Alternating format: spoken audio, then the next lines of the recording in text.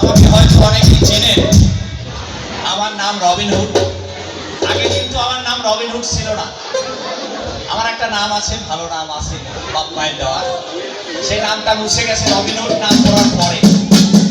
আমার বাড়ি রামসার কালীপুর আপনাদের ইউনিয়নে।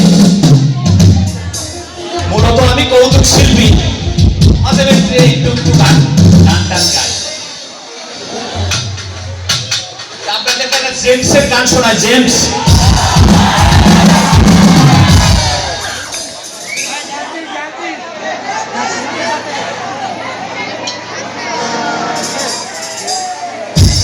গুরু ঘর বানাইলা কি দিয়া, কিছু নাই, কেমনে তোমায় দেখতে পাই, গুরু ঘর বানাইলা কি